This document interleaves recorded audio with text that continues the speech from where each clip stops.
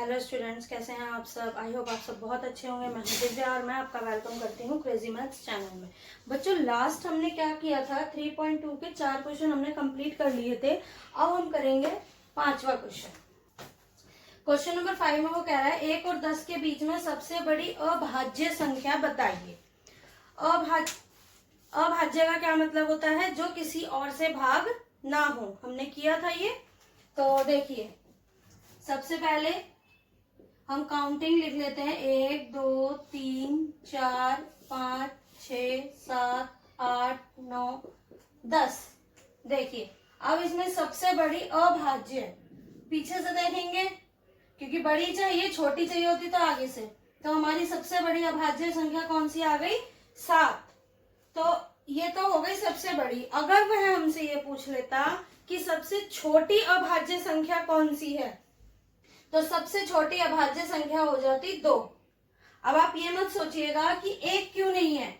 1 इसलिए नहीं है क्योंकि हमने पढ़ा था कि 1 ऐसी संख्या है जो ना तो भाज्य है और ना ही अभाज्य है। ठीक है, तो इसलिए सबसे छोटी अभाज्य संख्या हुई 2 और सबसे बड़ी अभाज्य संख्या हुई 7।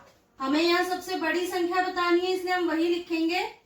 तो हमारा क्वेश्चन नंबर 5 का आंसर आ गया, सबसे बड़ी अभाज्य संख्या 7 है। अगर वो हमसे छोटी पूछेगा तो हम कह देंगे सबसे छोटी अभाज्य संख्या 2 है।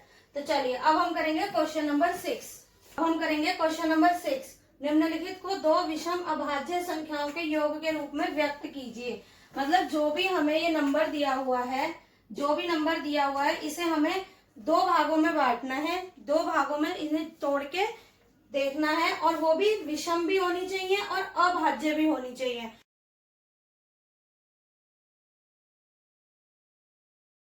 मतलब कि उसमें पीछे की संख्या 2 4 6 8 या 0 नहीं हो सकती। दूसरी चीज, वो किसी से भी भाग नहीं होनी चाहिए सिवाय अपने नंबर के। हम 1 नहीं ले सकते क्योंकि वो न भाज्य है न अभाज्य है। 2 नहीं ले सकते क्योंकि वो भले ही अभाज्य हो लेकिन वो सम संख्या है। तो 1 और 2 के अलावा अब हम देखेंगे हम कौन सी संख्याएं ले सकते हैं। ये बात याद रखनी है कि विषम अभाज्य में हम 1 और 2 नहीं ले सकते। तो हम मान लीजिए अगर 3 लेते हैं, इसके लिए हम 3 लेते हैं, तो 3 के बाद यहाँ बचेगा 41। तो देखिए, ये विषम भी है और अभाज्य भी है। 41 भी विषम भी है और अभाज्य भी है। तो ये आ गया हमारा आंसर। लेकिन इसका आंसर सिर्फ 1 ही नहीं हो सकता, इसे हम और भी तरीकों से लिख सकते हैं। जैसे मान लीजिए हम 5 लेते हैं, 5 के साथ 39 आएगा, नहीं हो सकता।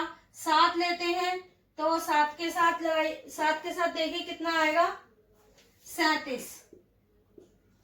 ठीक है, तो ये भी हमारी विषम और अभाज्य दोनों है।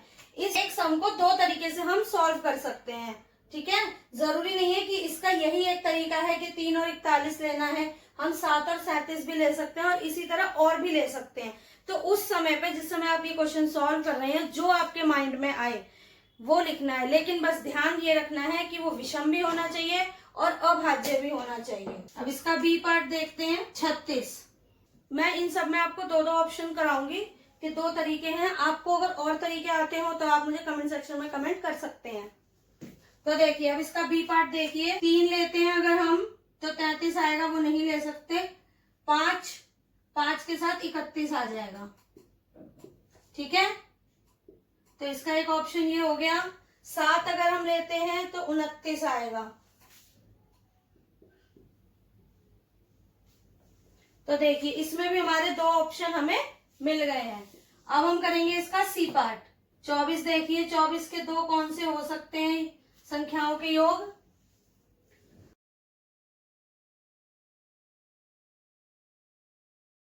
अगर हम 3 के साथ लेते हैं तो 21 मिलेगा, नहीं ले सकते। 5 के साथ लेते हैं तो 19 मिलेगा, तो हम ये ले सकते हैं, 5 और 19। अगर हम इसे 11 के साथ लेते हैं तो हमें क्या मिलेगा, 13। ये भी एक हमारा ऑप्शन हो सकता है, 11 और 13। पहले आप वो नंबर सोचिए जो विषम भी हो और अभाज्य भी हो। लाइन से लेके चलिए, जैसे 3, फिर 5, फिर 7, उसके बाद सीधा 11 आता है। 8 9 10 तीनों नंबर हमारे किसी और से भाज्य हैं या फिर सम हो गए। उसके बाद 11 के बाद आता है 13, 13 के बाद आता है 17, 17 के बाद 19, 19 के बाद 23। इस तरह से ही सोचना है। जब वो नंबर हमें पहला नंबर ही मिल जाता है तो हमें और आगे जाने की जरूरत नहीं है। अब हम इसका डी पार्ट देखते हैं। तो चलिए अब 18 के देखते हैं 3 से। 3 से देखेंगे तो 15 आएगा, नहीं ले सकते क्योंकि वो भाज्य है। उसके बाद 5, 5 से लेते हैं तो 13 आ जाएगा, तो 5 जमा 13। एक और ऑप्शन ढूंढते हैं, 7 से लेंगे तो 11 आ जाएगा, वो भी सही है, 7 से 11 आ जाएगा। 13 पे भी नहीं मिलेगा तो हम कहाँ जा सकते हैं, 13 के बाद जाएंगे हम सीधा 19 पर, लेकिन 19 इससे बड़ा नंबर हो जाएगा तो हम 19 नहीं ले सकते क्योंकि उसमें हमें फिर घटाना पड़ेगा। और इसमें उसने हमें क्या कहा है, सिर्फ योग करना है, इनको घटाना नहीं है। तो हमारा क्वेश्चन नंबर 6 कंप्लीट हो गया है। अब हम करेंगे क्वेश्चन नंबर 7। इस क्वेश्चन में हमें अभाज्य संख्याओं को घटाने पर 2 आए, ऐसे 3 एग्जाम्पल्स देने हैं, 3 युग्म लिखने हैं। तो हमारा पहला एग्जाम्पल हो गया, 5 में से 3 गए तो हमें 2 मिलेगा। तो पहले युग्म हो गए हमारे 5 और 3। दूसरा सोचिए, जैसे अभाज्य होनी चाहिए तो 5 और 7, ठीक है, तो 7 में से 5 गए तब भी हमें 2 मिलेगा। अब ये बात याद रखिएगा कि उसने अंदर 2 कहा है, -2 नहीं। अगर वो -2 कहता तो हम 5 में से 7 को घटाते ताकि हमें माइनस का आंसर मिले। तो देखिए अब ये है, तो हमारे भाज्य संख्या का युग्म दूसरा वाला कौन सा हो गया, तो दूसरा युग्म आ गया हमारा भाज्य संख्या का 7 और 5। अब हमें तीसरा युग्म ढूंढना है। अब देखिए इसमें अगर हम 9 और 7 को घटाते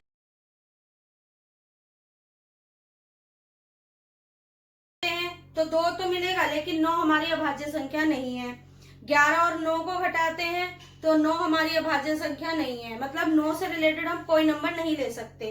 अब हम आएंगे 13 पर, क्योंकि 13 अभाज्य संख्या है, उसमें से अगर हम 11 घटाते हैं तो हमें 2 मिलता है। तो हम लिख सकते हैं 13 माइनस 11, हमें क्या मिल जाएगा, 2। अभाज्य संख्या का तीसरा युग्म आ गया 13 और 11।